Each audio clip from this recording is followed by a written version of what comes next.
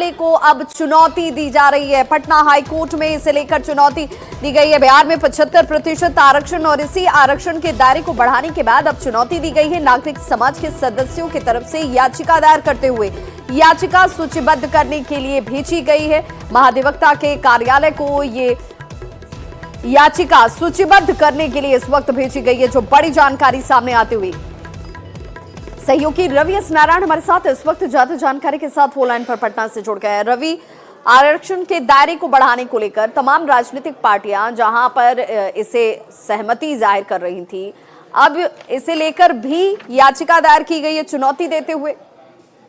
बिल्कुल, देखिए, कहें तो बिहार की सियासत की सबसे बड़ी खबर अभी के वक्त में है, क्योंकि जिस ढंग से 75% का आरक्षण बिहार में लागू हुआ और इसे लेकर के तमाम दलों ने इसे सहमति दी, विधानसभा में सर्वसम्मति से पास हुआ, राज्यपाल के पास गया और राज्यपाल ने इसे सहमति भी दे दी। उसके बाद यहाँ पे सिविल सोसाइटी के लोगों ने इस पर सवाल खड़ा किया है और याचिका हाईकोर्ट में दायर किया। उनका कहना है कि आधार क्या है, किस आधार पर इन लोगों ने याचिका दायर की है? जो सिविल सोसाइटी के लोग हैं उनका मानना है कि जो आरक्षण में जो नियम है और वो जो है वो तर्क संगत नहीं है, न्याय संगत नहीं है, उनका कहना है। और कहना है कि 50% का जो आरक्षण है उससे बढ़ाकर 75% करना जो है वो कहीं से भी वाजिब नहीं है।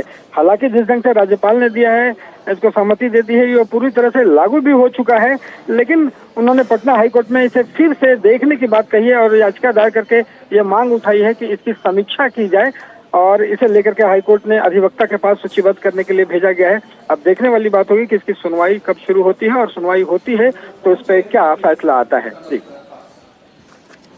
बहुत बहुत शुक्रिया रवि एस नारायण इस तमाम जानकारी के लिए। तो नागरिक समाज के सदस्यों की तरफ से ये याचिका दी गई है जिसमें चुनौती दी गई है कि 75% आरक्षण का जो दायरा तय किया गया है वो कहीं से भी उचित नहीं है।